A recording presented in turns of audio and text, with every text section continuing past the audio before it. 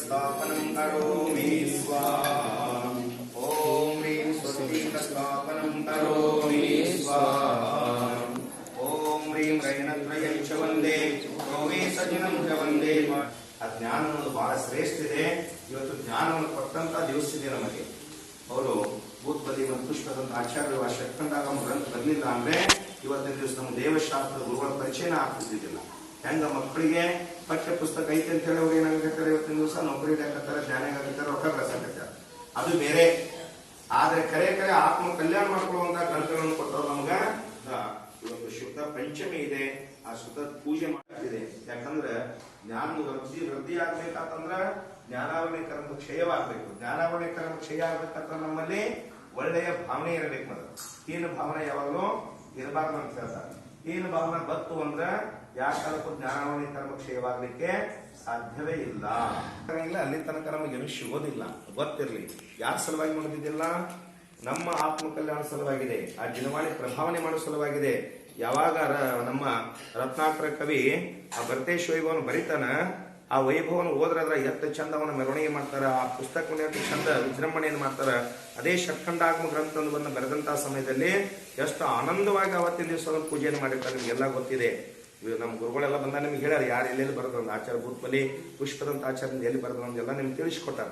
ಮತ್ತೆ ಅದು ತಿಳಿಸ್ಕೊಟ್ಟರು ಸಹಿತ ನಾವು ಆ ಕಡೆ ಬರಲಿಲ್ಲ ಅಂದ್ರೆ ಮತ್ತೇನಾಗ್ತದೆ, ನಮ್ದು ಅಜ್ಞಾನ ಕಡೆನೇ ಹೊಂಟತೆ ತಿಳ್ಕೊಬೇಕು. ನಾವು ಸಂಸಾರ ಮಾರ್ಗನ ನಮ್ಗೆ ಶ್ರೇಷ್ಠ ಆಗ್ಬಿಟ್ಟೈತಿ, ಆ ಧರ್ಮದ ಮಾರ್ಗ ನಮ್ಗ ವಿಪರೀತ ಆಗ್ಬಿಟ್ಟಿದೆ. ಅದಕ್ಕೆ ನೋಡ್ರಿ, ಸಂಸಾರ ಯಾವಾಗಲೂ ದುಃಖನ ಇದೆ, ಶರೀರ ಯಾವಾಗಲೂ ರೋಗನ ಇದೆ, ಆತ್ಮ ಒಬ್ಬನ ಜ್ಞಾನಮಯ ಇದ್ದಾನೆ. ಅದಕ್ಕೆ ನಾವು ಯಾರ ಕಡೆ ಲಕ್ಷ್ಯ ಇಟ್ಟು ಮಾಡ್ಬೇಕಂದ್ರ ಆತ್ಮನ ಕಡೆ ಲಕ್ಷ್ಯ ಇಟ್ಟು ಪೂಜಾ ಮಾಡ್ಬೇಕಾದ್ರೆ ಜಿನವಾಣಿ ಕಡೆ ಬರಬೇಕು. ಅದಕ್ಕೆ ನಾ ಹೇಳಿದ್ನಲ್ಲ, ನಮ್ಮ ತಾಯಿ ನಮಗೆ ಜನ್ಮವನ್ನು ಕೊಟ್ಟರೆ, ನಮ್ಮ ಜೀವನವನ್ನು ರೂಪಿಸ್ಲಿಕ್ಕೆ ಕೊಟ್ಟಂತ ತಾಯಿ ಅವಳಂದ್ರೆ ಜಿನವಾಣಿ ಇದ್ದಾಳೆ. ಆ ತಾಯಿನ ಯಾವಾಗಲೂ ಇಬ್ಬರು ತಾಯಿನ ಯಾವಾಗಲೂ ಮರಿಬಾರ್ದು ಅಂತ ಹೇಳ್ತಾರೆ. ಅಂತ ಜಿನವಾಣಿ ಶ್ರೇಷ್ಠ ಇದೆ. ಅದಕ್ಕೆ ಜೈನ ಸಾಹಿತ್ಯ ಅನ್ನೋದು ಜಗತ್ತಿಗೆ ವಿಶಾಲವಾದಂತಹ ಕೊಡುಗೆಯನ್ನು ಕೊಟ್ಟಿದ್ದಾರೆ. ನಿಮ್ಗೆ ಗೊತ್ತಿರಲಿ, ಕನ್ನಡ ಭಾಷೆಯನ್ನು ಕೊಟ್ಟವರೇ ಜೈನರು ಜಗತ್ತಿಗೆ. ಪಂಪ, ರನ್ನ, ಜನ್ನ, ಹೊನ್ನ ಇವರೆಲ್ಲ ಕನ್ನಡ ಭಾಷೆಗೆ ಮಹಾ ಒಂದು ಸಂಸ್ಕೃತಿಯನ್ನು ಕೊಟ್ಟಂತ ನಮ್ಮಲ್ಲಿ ಸಾಹಿತಿಗಳಾಗಿ ಹೋಗಿದ್ದಾರೆ. ಅದರಲ್ಲಿ ಎಷ್ಟೆಷ್ಟು ಆಚಾರ್ಯರು ಭೂತಬಲಿ ಆದಿಯಾಗಿ ಅನೇಕ ಸಮಂತ ಭದ್ರಾಚಾರ್ಯ ಇರ್ಬೋದು, ಕುಂದಾಚಾರ್ಯ ಇರ್ಬೋದು, ಉಮಾಸ್ವಾಮಿ ಆಚಾರ್ಯ ಇರ್ಬೋದು, ಭಕ್ತಾಮರ ಬರೆದಂತ ಯಾರು ಮಾನತುಂಗಾಚಾರ್ಯ ಇರ್ಬೋದು, ಇತ್ತಿತ್ತಲಾಗಿ ಸಾಕಷ್ಟು ಆಚಾರ್ಯಗಳು, ಆಚಾರ್ಯ ವಿದ್ಯಾಸಾಗರ್ ಇರ್ಬೋದು, ಸದ್ಯ ನಿಮ್ಗ ಆಚಾರ್ಯ ವಿಶುದ್ಧ ಸಾಗರ ಕರೆ ಇವತ್ತಿನ ದಿವಸ ಪಂಚಮ ಕಾಲಾಗ ಜಿನವಾಣಿಯನ್ನು ಜೈವಂತ ಉಳಿಸಿದವ್ರು ಯಾರಂದ್ರೆ ಆಚಾರ್ಯ ವಿಶುದ್ಧ ಸಾಗರ್ ಅಂತ ಹೇಳಿ ಬಹಳ ಹೆಮ್ಮೆ ಅನಿಸ್ತೈತೆ ನಮ್ಗೆ. ಯಾಕಂದ್ರೆ 500 ಪುಸ್ತಕ ಬರ್ದಾರ ಅವ್ರು. 500 ಪುಸ್ತಕ ದಿನೇ ಅದೇ ಕೆಲಸ ಅವ್ರದ್ದು. ಅವ್ರ ಶಿಷ್ಯರ ಸಹಿತ ಎಲ್ಲ ಆಜ್ಞೆ ಮಾಡ್ತಾ ಇದ್ದಾರೆ. ನನಗೆ ವಿಚಿತ್ರ ಅನಿಸ್ತವ್ರು ಬೆಂಗಳೂರದಲ್ಲಿ ಅವ್ರ ಶಿಷ್ಯರಾದ ಆದಿತ್ಯ ಸಾಗರ್ ಅಂತ ಚತುರ್ಮಾಸ ಮಾಡಿದ್ರು. ಬರೀ 13 ದಿನದಾಗ ಹಳೆಗನ್ನಡ ಕಲಿತ ಇಡೀ ಹಳೆಗನ್ನಡ ಪುಸ್ತಕವನ್ನು ಇವತ್ತು ಹಿಂದಿಯಾಗಿ ಮಾಡಕತ್ತಾರಂದ್ರೆ ಕರೆ ಅದೇ ಜಿನವಾಣಿ ಜೈವಂತವಾಗಿ ಉಳಿಸುವಂತ ಕಾರ್ಯವಾಗಿದೆ. ಇವತ್ತು ಬರೀ ಪುಸ್ತಕ ಹೋಗ್ಬೋದು ಕೊಂಟಾರ. ಪುಸ್ತಕ ಏನ್ ಕಲ್ಸಾಕತ್ತಿದ್ರು ನಿಮ್ಗೆಲ್ಲ ಗೊತ್ತಿದೆ. ತಂದಿದ್ದಾಗ ದುಃಖಿ ಆಗ್ಲಾಕತ್ತಾರ ಅಂತೇಳಿ. ಅದೇ ಜಿನವಾಣಿ ಸ್ವಲ್ಪ ಓದಿಸರಿ ಅಂದ್ರೆ ಅದ್ರ ಜೊತೆ ಸಂಸ್ಕಾರ ಇರ್ತತಿ, ಧರ್ಮ ಇರ್ತತಿ. ಅವ್ರ ಎಷ್ಟೋ ದೊಡ್ಡ ನೌಕರಿಗೆ ಹೋದ್ರೂ ಸಹಿತ ಇದನ್ನ ಮಾತ್ರ ಬಿಡೋದಿಲ್ಲ. ಬೇಕಾದ ನೋಡ್ರಿ ನೀವು. ಅದಕ್ಕೆ ನೀನು ಬಾಗಲಕೋಟೆ ಬಂದು ನೋಡಿ ನೀವು ಪಾಟೀಲ್ ಅಂತೆ. ಅವ್ರ ಮಗ ಕ್ಯಾಲಿಫೋರ್ನಿಯಾದಾಗ ಆಗ ಅವ್ರ ಮನ್ಯಾಗ ಒಂದು ಮೂರ್ತಿ ಇಟ್ಟಾನ. ದಿನ ಮುಂಜಾನೆ ಉದ್ಯೋಗ ಹೋಗ್ತಾ ಮುಂಚೆ ಗಂಡ ಹೆಂಡತಿ ಕೂಡ ಇಬ್ಬರು ಪೂಜೆ ಮಾಡೇನ ಆ ನಂತರ ಅವರು ಉದ್ಯೋಗ ಹೋಗ್ತಾರೆ ಅಂತ ನನಗೆ ಬಹಳ ಸಂತೋಷ. ಅದಕ್ಕೊಬ್ಬ ಮನುಷ್ಯ ಎಲ್ಲೇ ಇರ್ಬೇಕಾದ್ರು ಸಹಿತ ಧರ್ಮ ಇತ್ತಂದ್ರೆ ಮಾತ್ರ ಅವನಿಗೊಂದು ಬೆಲೆ ಬರ್ಲಿಕ್ಕೆ ಸಾಧ್ಯ ಅಂತ ಹೇಳ್ತಾ ಆ ಹರಿಹಂತರ ಪೂಜೆಯನ್ನು ಮಾಡೋಣ. ಜಯ ಪರಮೇಶ್ವರಿ ಭಗವಾನ್ ಕಿ.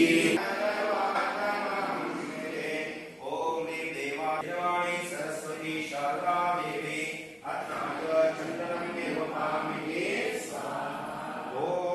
ವಿದ್ವಂಸನಾಗ ಪುಷ್ಪಂ ನಿರ್ವಪಾಂ.